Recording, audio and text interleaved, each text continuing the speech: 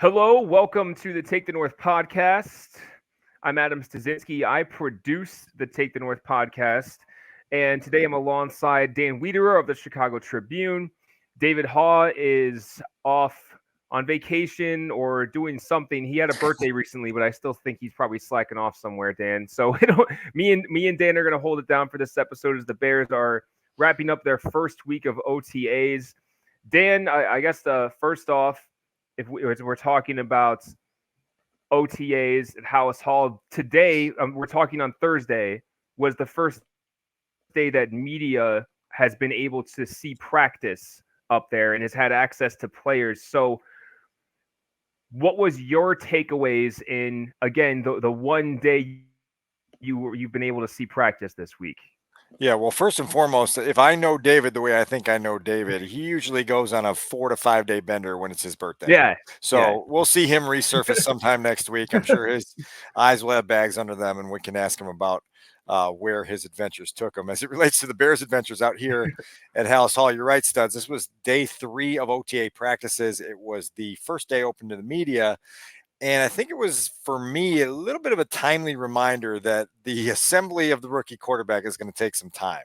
You know, we get social media clips earlier in the week. You get this one clip that went viral pretty quickly of Caleb Williams rolling out to his left, making a funny body throw right on the money to Gerald Everett. And Chicago gets the collective goosebumps that sends your imagination going in 1,000 different directions. I think we have seen the swelling of Bears hype so exponentially grow since the draft that today was one of those just sobering reality checks that tell you, yes, this is a rookie quarterback facing an NFL defense for the first time, this week in practice. And that while you learn a new system, while you try to get your feet on the ground, while you try to get your heads to stop swimming with all the plays and concepts that are being thrown at you while playing against high-level NFL defenders, you just have to keep everything in sort of the right mind frame. And the mind frame right now here at Haugh is that this is going to be a bit of a work in progress with the rookie quarterback. That's fine. It's to be expected. In the meantime, other areas of your team are going to have to be strong and step up. As you know, OTAs, minicamp, training camp, anytime one side of the ball has a rough day, you can spin it positively and say the other side won the day. And that was certainly the case today where the Bears defense looked head and shoulders above the offense. And then you just kind of try to gather a much bigger sample size before you start drawing any conclusions about what any of it means. And I think that what I've always heard is that early on in the offseason, when you start getting on the field, it's not unusual for the defense, and especially when you have a defense that has all but a couple starters returning, to be well ahead of the offense. So I guess that, as we see reports, again, this is the only day that media has been able to see the team practice. So as we see reports that say, oh my God, Caleb Williams was bad today, I think that, while, you're right, we have to say, yes, this is going to take some time to look the way we hope it's going to look. But also, I mean, even Kevin Byard, who spoke to you guys today, said that, hey, earlier in the week they got us. So it's not going to be an even plane for the offense, especially as they bring along a rookie quarterback. There's no question about it. And look, like Kevin Byard's a great voice on this topic because this guy going into his 9th year, he can give perspective both on the offensive development and the cohesion of this defense, which, as you mentioned, Studs, brings back 9 starters from a year ago. And one of the newcomers is Kevin Byard, who's in his 9th year and has a ton of production in this league and a ton of accolades in this league. And so that is a unit that right now feels like it's well-oiled. And it feels like it's a group, particularly on the back end, where you can feel the edge. Eric Washington, the defensive coordinator today, said, look, like they were salty today. And I would agree with that assessment. I'm glad that he volunteered that up before we asked him any questions about it, because you could feel it out there. And we talked about that, I think as recently as last week, about feeling the defense, and being out at these practices and having a sense that, okay, that group is as good as we expect them to be. Now, on the flip side, it is a rookie quarterback who had a rough day, and that's okay. It's not an alarm bell, pull the fire alarm and go running outside with your hair on fire type of situation. But it is a reminder that like Caleb Williams is going to have to work through a lot of things. There are going to be growing pains. And I think what's dangerous in this town especially is that when the hype gets going, the hype is hard to slow down. And I think there's a lot of people out there that are kind of expecting Caleb Williams to just walk into week 1 as a guy who's ready to just take a massive leap. It may take until week 9 before he's ready to take that leap. It may take until week 15 until he's ready to make that leap. And we just got to track every phase of the process. And today there were some of those things, like they did a couple 11-11 periods down inside the red zone and just outside the red zone. And there were several plays where the ball never came out. And it's one of those things where on the Caleb Williams scouting report, it's like, holds the ball too long. This is what we ripped Justin Fields for. Can he get over that hurdle? And there were plays today that gave you a little bit of pause where you go, man, that ball's got to come out. Again, it's practice 3. If these are happening in practice 43, now we've got other conversations to have. But right now, it's just, for me, it's just kind of a timely reminder that Caleb's got work to do. And Caleb understands that himself. And this defense understands that too. I thought one of the things that Kevin Byard said that was most notable to me is just understanding that, yes, this is going to take time. And so it is the responsibility of the defense, one, to make it as hard on Caleb Williams as possible, because it's the only way he's going to be ready for the regular season is if he gets challenged like this in practice on a regular basis. And two, the defense has a short-term responsibility of being the engine of this football team until it's time for Caleb Williams to take that steering wheel and drive them. So those are kind of two divergent thoughts or converging thoughts rather that tell you about where the Bears are in May, where they need to go in early June. And then when we get to training camp, as you know, if we're shining this much light and this much of a magnifying glass on OTA 3 on May 23rd, imagine what it's going to be like when there's a rough day on August 13th, Oh yeah. Look, as we get into the summer, I think that any day that Caleb Williams comes off the field and struggled in 7-on-7s and threw a couple picks, it's going to be like the world is burning down. So I think we all have to brace ourselves for that, because we're not going to be able to stop it. Right? The 11-on-11 period where he goes perfect and throws, 3 touchdowns, and the world's going to be like, okay, it's there. The arrivals happened, and it's all just going to be okay. Let's build up sample size and then take this ride, wherever this ride's going to take us. So before we get too far down the road here and get talk about a few things outside Caleb and the offense, I did want to make sure we play this clip from Matt Eberflus today after you asked him how he properly contextualizes what they're looking at with the offense and a young quarterback. Really, right just now. About when he, can rip the call. Get the call in and out of the huddle, breaking the huddle, having that pace that we need to have. And we've been doing, of course, the walkthroughs, and he's been really good with that. And this is the first time going against, a pro defense, and a pretty good one. So it's going to be a learning for everybody. And they're getting everything together, and it was progress. I saw progress from the first day to the second to the third. So it's been good. But you do see a difference in difficulty for him, for Caleb, going up against, as you said, a pro defense. I see progress. I see progress for sure, and that's going to continue to be that way. He's been in early, stays late, asking questions at night. He's got his iPad at night, in the hotel, and been working his tail off. So first here, before you get your reaction to that, Dan, why is Caleb still in a hotel? They don't have an apartment yet? What's going on? It's been a month, 2 months since the draft almost. I'm just messing around, so well, listen, no, I'm actually eager to see where he puts roots down, and I know someone will have it tracked once there's a purchase agreement on a house, because you want to know where is it, I know his plans are obviously not to be down in the city. That's too long of a commute. You know that very well. Right. I would imagine to be out here somewhere in the suburbs near Lake Forest, but it's gonna be interesting to see where that happens. But yeah, I think that's also just a reminder that life hasn't settled down yet, and we're only a month removed away from the draft, and he's been at rookie camp, and he's been here during other phases of the offseason program here. And, you've got to get your life firmly rooted down before you can be a fantastic football player. So that's all part of the process of being a rookie as well. I think sometimes we lose sight of the fact that these are young dudes trying to find their way in a professional world really quickly. And so that's part of the process as well. And to add a little more to what Eberflus said, he did say later in the press conference that these weren't his exact words, but what I got out of it was they're putting a lot on the young quarterback right now. They're right. They're giving him basically everything, not the entire offense, but most of the offense. So there's probably going to be days, as much as we have seen Caleb be composed off the field and exude confidence and the ability to take in information. There's got to be days where his head's swimming out there. Yeah, it's both, right? Like there's going to be, and the coaching staff right now seems thrilled with the volume of information that they can put in to Caleb Williams without overwhelming him. And you got to continue to do that because time is of the essence, particularly, like this isn't, for as much as we talk about setting a rookie quarterback up with an optimal supporting cast and an optimal environment, that also creates elevated expectations. And so you're not going to have the luxury that Mitch Trubisky had as a rookie, that Justin Fields had as a rookie, where no one was expecting you to propel them into the playoffs. Time is of the essence for this football team right now if they have realistic playoff aspirations, which I think they should, and they do currently. And so the more you can put on your quarterback's plate and the more he can digest, the better. Now, look, like some days it's going to be like, all right, hold up. Like I'm a little full right now. You got to let me digest this a little bit, and then we can add more on.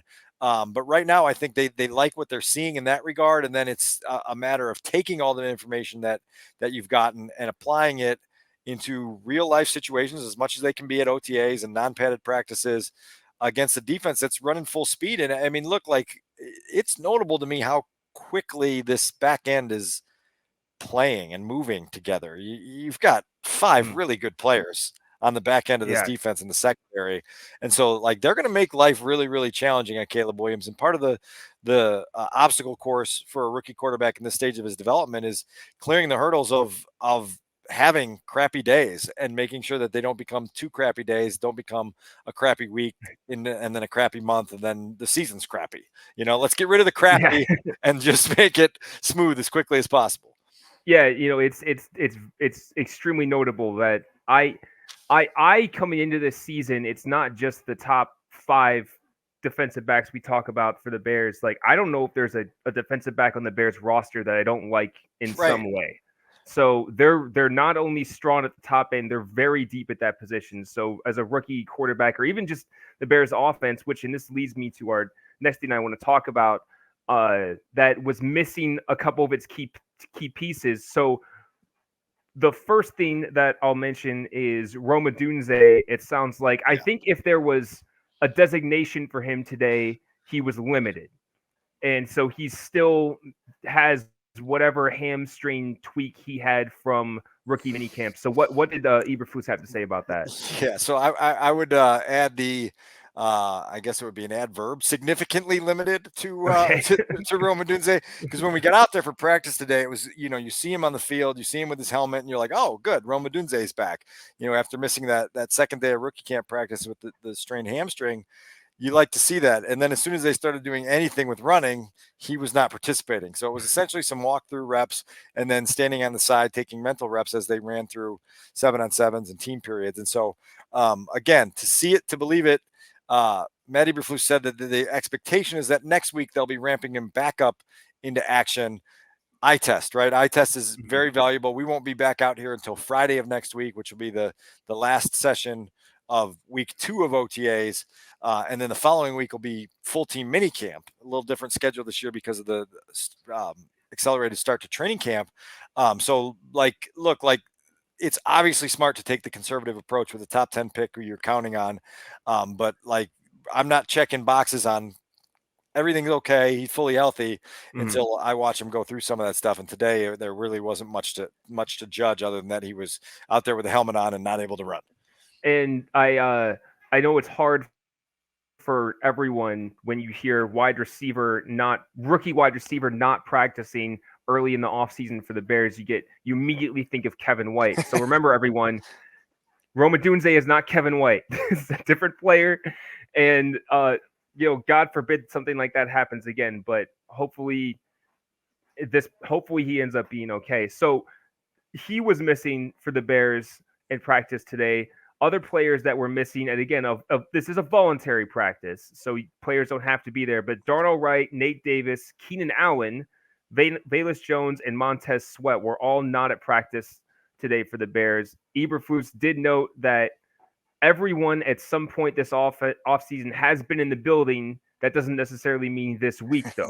So what was your reaction to those players? And I think several key players in there. Bayless Jones might not make the team. That's a different conversation. But what was your takeaway from those players not being there today? Yeah, it's 4 starters on the list that you read off, and so it's notable, and each one of them has their own little story, and some of them you have to try to figure out what the story is. Kudos to DJ Moore, who played the good teammate today and absolved Keenan Allen for his absence, basically saying that Keenan's back in California, celebrating the birthday of his wife and one of his daughters. And so you see that, and you go, okay, veteran that accomplished in this league has earned the right to do that, and now you want to make sure he's back next week, and you want to see that he's getting enough out of this offseason program to be able to help the quarterback in ways that he can help the quarterback as we go forward, because that's what this is ultimately going to be about. The Nate Davis thing is a head scratcher. We all know that Nate Davis's participation through the spring last year and then into training camp and then into the regular season, there were personal factors and there were family matters attached to that. But here we are now in another year and he's not practicing at a time when the other people are practicing. And so you have to stop and say, okay, like this is not a non-issue. Nate Davis's availability and his willingness to practice like the rest of his teammates is something you have to ask questions about until you no longer have to ask questions about it. Montez Sweat, I don't know where he is. And I said my educated guess based on the tone today is that I would see Keenan Allen out here next week, and I may not see Montez Sweat out here next week. And I'm curious as to kind of the philosophy there. If Montez Sweat is back next week, it'll be interesting to hear from him. Again, it's May, it's OTAs. Every guy's got their own choices to make, their own routines and procedures that they like to go through in the spring. But I just, it does give me a little bit of pause to have 4 starters, not here at a time of year where you're trying to get your operation off the ground in meaningful ways. The Bears will do their best with who's here. And then we'll just kind of track when all these guys come back. And then obviously, again, because of the a bit of an abnormal offseason because of the Hall of Fame game and everything that comes with that, rookie mini camp's full team mandatory mini camp's only like 10 days away now. And so we'll get a chance to see that whole group out there before long. Yeah, I'd say that, I think that I'm not worried about Montez Sweat. I'd be curious to know what he had going on and, so how, whatever, to find out what his excuse was, but I'm not worried that he's going to walk into camp and be fine. Right. Right. Were you able to gather anything about Darnell Wright? No, nothing. And so that's, part of this. We'll keep fishing on that a little bit, but because it is voluntary, they're very seldom offering up any details. It's why you need guys like DJ Moore to come and particularly for something that's so understandable, like the Keenan Allen excuse. And good to hear from DJ Moore today as well, Studs. It was like, I think the last time we talked to him inside this building was locker cleanout day in January, and man, has a lot changed in his world since then, right? And so like getting him up at the dais and having a chance to reconnect with him was entertaining and notable given all the things that have happened around him since that day in January. And so since we're on that topic, I thought it was I should say I liked what he had to say as we bring things back around to Caleb now. Is that we went almost 10 minutes without talking about Caleb Williams. So as we do bring things back around though, because I mean he was the only, I guess you could say, starting wide receiver there today. I think it was I did like what he had to say about the quarterback and how his leadership has stood out to him. And not only that, but the arm talent as well, which I think we can all see, not just in the video clips, but in his film from USC anyway. So I thought that was notable that he offered up how Caleb's leadership has been out there and that they're falling in line behind him as well. And because you guys did talk with him a little bit about the change at the quarterback position. Yeah, I don't think there's any question that Caleb Williams has made a strong first impression on just about everybody in this building, and everyone sort of has gotten to learn his DNA a little bit, know what he's all about, and they understand where he has set his own personal bullseye for accomplishments, which is directly correlated with where he wants this franchise to go. And so when you're able to articulate that to veteran teammates in a way that gets them to rally behind you quickly, it's notable without question. Now, again, all this stuff has to be backed up by weeks and months and years of results and production and things that guys truly buy into. But certainly I think there's an instant connection, and there's a respect factor here that I think is notable. And so you just got to keep building on that. You got to keep going through it. And again, like when you have rough days like today was for Caleb Williams in the offense, you got to show your teammates that that's not going to linger mentally or physically. And so look, they don't practice until next week. The next time you get back on a practice field, just come out slinging it. Same confidence, same energy, same approach, same mindset, and over time you'll win over your teammates by having that steadiness and that ability to kind of ride the roller coaster without any sort of panic or anxiety. And another thing that DJ Moore touched on is and this is not the first time this offseason he's mentioned this, but the race to 1,000 yards between himself, Keenan Allen, and the rookie Rome Odunze. So this wide receiver core, I like the competitiveness, the healthy competitiveness within the wide receiver core.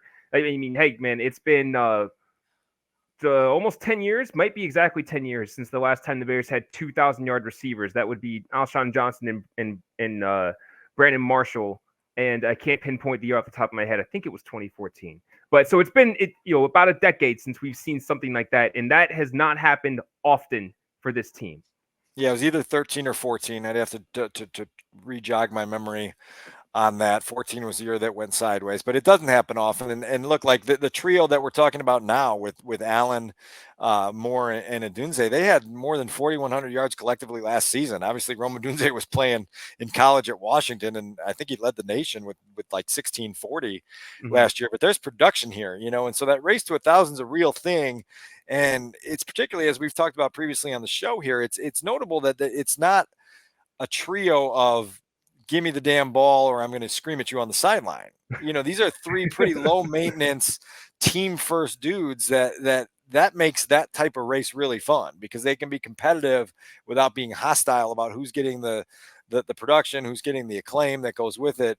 It's going to be really cool to see how Shane Waldron maximizes that. And I think Matt Eberflus is right to also highlight that, hey, we've got Cole Kmet, Gerald Everett, and DeAndre Swift here too. And so now we're able to play chess that a lot of offenses aren't able to play. And when you're an opposing defense and you're trying to tilt your coverage to take somebody away, well, good luck doing that against this Bears offense right now at full strength, because they're going to be able to hurt you. And that, I think, is what the entire city is eager to monitor and watch. That, like, okay, like we've got weapons now, and so now if you try to take one thing away, we've got two or three other things that we can hit you with. And certainly that receiving trio is going to be part of the weaponry that the Bears unleash this season. Yeah, and I'm glad you brought that up, Dan. There's been so much excitement about the addition of Rome Odunze and Keenan Allen and how strong the wide receiver core is. Like, geez, I almost forget that they brought in Gerald Everett, who is if he's your number 2 tight end, you're doing pretty good at tight end. And not only that, DeAndre Swift is a pretty damn good running back. Yeah. And we haven't hardly talked about him this season. And I know that the running back position has been downplayed a lot in recent years in the NFL, but I mean, geez, there's so much strength there on the offense. And housekeeping note, it was 2013 that Alshon Jeffrey and Brandon Marshall both had 1,000 yards. And Josh McCown slinging him the rock. Yeah, exactly. And since you mentioned the tight ends, this is an offense that's going to be using the tight ends, Cole Kmet and Gerald Everett. Martellus Bennett had himself 759 yards that year.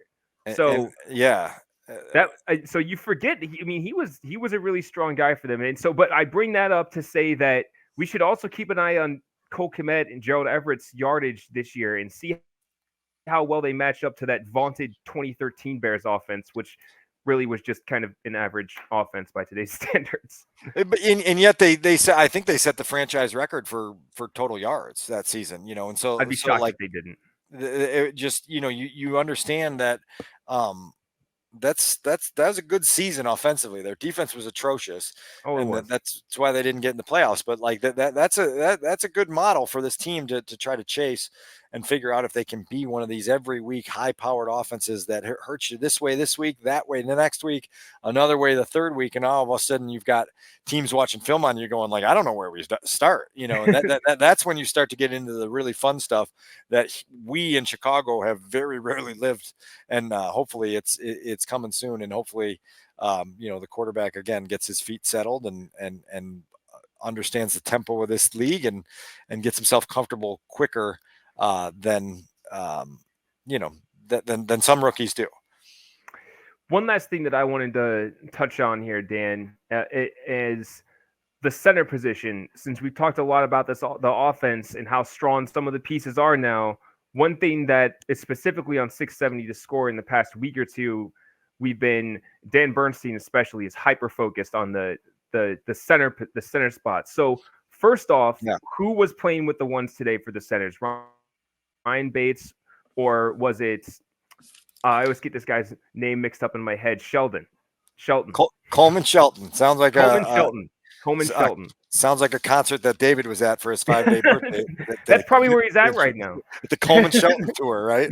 Yes, Ryan Bates was out there today. I would expect him to get the first crack at being their starting center. Now, to the right of him was a void. You're talking about Larry Borum, and I think it was Matt Pryor out there who was filling in for Nate Davis. And then on the left side, you've got Braxton Jones and Tevin Jenkins. That would be the alignment I expect it to be consistent as we go forward. Coleman Shelton provides you a backup option. My question is, if Nate Davis continues to be an availability problem, do you have to rearrange the chess pieces again in some way that causes the flux that we don't want to see with the Bears offensive line? We see it way too often where we go, hey, it's week 10 and they've had 7 different combinations of starting offensive linemen up front. We don't want to live that again. And so I think this is Ryan Bates' job right now to lose. We'll see how he takes it going forward. And that's certainly one of those question marks on offense that we'll get a lot more answers when we get into training camp and the pads come on and we get to see a little bit more. But it's a notable question mark when we're talking about bringing along a rookie quarterback behind the line and just how well they can facilitate that from their end.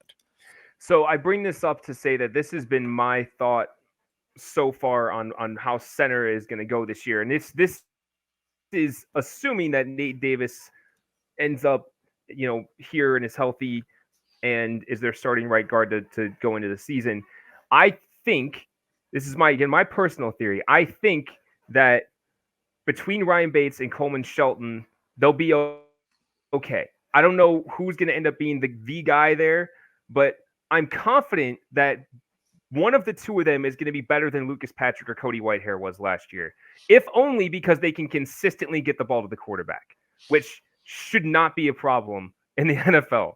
It's the Bear. Literally, it's your most important job, and your only real job you need to do 100% of the time is get the ball to the quarterback when you're supposed to get it to him and how you're supposed to get it to him. So I'm at least confident that that's going to be improved this year. I wonder what you think about that. Well, and it became a struggle for Cody Whitehair. I don't know why that became such a struggle for him to get the ball where it needed to go. Look, we'll see. I think they're going to do a lot more under center stuff this year, given some of the play action stuff that Shane Waldron wants to get to. That's going to be key, is to develop that chemistry with whoever is your center in front of you. And again, it looks like it'll be Bates. And then we'll just kind of watch this offensive line evolve. They'll have 4 preseason games. It'd be interesting to note how Matt Eberflus handles that. What are you going to do with your reps during those 4 preseason games? Which ones are most significant to you? I think the Bengals are going to come here for at least one joint practice before they play the preseason game at Soldier Field. So that's another forum to kind of test things out. It's weird because I looked at the calendar today and I was like, training camp's really not that far away. And if training camp's not that far away, the regular season's not that far away. And yet it's still kind of all very far away because there's a lot of work that goes through this process. And so you're like juggling the two things of particularly if you're a coach here at Ellis Hall, of having that patience of like, okay, we're just getting started, to the urgency of like, when week 1 comes and the Titans come to town, the entire football world is expecting us to walk out of Soldier Field with a victory in week 1. And if we don't, there's going to be a lot of noise in this city. And so like, you got to balance that. Like, okay, we're good. We're fine with the, holy crap, we got to go, we got to get this thing moving in the right direction, because the expectations are going to be significant. And the clamor that comes with that expectation is very real, and you're not going to be able to avoid it, as much as some of it may be unfair. And since you brought it up, I just looked. There are 108 days until the Bears play the Titans in week 1 of the NFL season. 81 days, I believe, until their first preseason game. So that is 2.5 months away. So it's not that far. So you're right. Things are coming at us fast, and this offseason has been ridiculously fast from my point of view. I can't No imagine doubt. it for you. So this train is not going to stop anytime soon. And you're right. Like, I think that everyone does need to, as much as we should be expecting this team to do something this year, if it's a rocky start, people are going to press panic, but pump the brakes a little bit. Like, it's going to be okay if a rookie quarterback struggles in this first game. In his first month, that's a very real possibility. And I think today was the reminder that was a real possibility, and we just have to be ready for it. And again, it's all about, as we are hopefully decent at doing on this show, it's just keeping the right frame around everything. We can provide information without having exaggerated reactions to the information, and so that's going to be the key going through this entire ride, because the exaggeration outside the frame is going to be happening, and we just want to make sure that the frame that we've got keeps it all in the proper perspective for where this Caleb Williams journey is going to go. Because again, it's got the chance to be as special as any quarterback journey the Bears have ever taken. It also has the potential to end in a wreck, which we've seen far too many times. And so it's just a matter of keeping your eyes on it and processing it the right way. We'll keep an eye on it the whole way for you on the Take the North podcast. That's going to do it for us. Anything else, Dan? One quick note, Eric Washington, the defensive coordinator, spent the early parts of this week at the Coaches Accelerator program, which was at the NFL League meetings in Nashville, Tennessee. I just thought it was notable. He went through some mock interviews there, got a chance to meet with a big crop of candidates down there in the NFL's program designed to increase the diversity in their coaching candidacy pools. And so very worthy recipient of an invite to that program. He said he really enjoyed his time down there, called it unprecedented access to the owners and executives there. And it's part networking event, part educational seminar. And so I really felt like that was a valuable opportunity for Eric Washington. He seemed to really enjoy it. And he's one of the guys, newcomers to this building this year. Obviously a guy who was here previously in the Lovie Smith regime, who's left a really, really strong first impression on everyone in the building in terms of what he's about and where he's going. 54 years old. He may get a crack at someday to become a head coach, and certainly what he's able to do in this next phase of his journey to be notable. So I thought that was worth pointing out. Yeah, definitely. I'm glad you brought that up. And I believe, did Ian Cunningham participate in a program like that the last couple of years? I feel I'm remembering someone with the Bears participated in one of those accelerator programs. Yeah, for GMs. Yeah, and so they've got these kind of joint tracks that they're working on. And credit to the NFL for continuing to work down that front, and obviously the guys that get a chance to take advantage of it do their best to squeeze the most out of it. That's great. It's one thing the Bears have been good about in recent years is diversity and inclusion. As you can see, just heck, by the way, Kevin Warren has reshaped the front office. That's a different topic probably for another time. So we'll go ahead and wrap it up here in the Take the North podcast. Dan Wiederer of the Chicago Tribune. I'm Adam Studzinski, the producer of the Take the North podcast. David Haugh will be back, hopefully, for our next episode. We'll see. Wherever he's at, out there seeing Coleman Shelton's country band off in Indiana somewhere would be my guess. It's funny. I say that, but I'm actually going to see a country concert this weekend. It's bluegrass. So I shouldn't make fun of him. I feel like the Coleman Shelton show would be like in Kokomo, Indiana, maybe, and like maybe a precursor to the No Excuses Tour Part 2. I don't know. All right. We'll have to keep an eye out for that one. His first album's probably coming out sometime soon. So anyway, all right, we'll wrap it up here. Thanks for listening on your Odyssey app or wherever you get your podcasts. Watching us on the 670 The Score YouTube page. We will catch you next time on the Take the North podcast. Great talk. See you out there.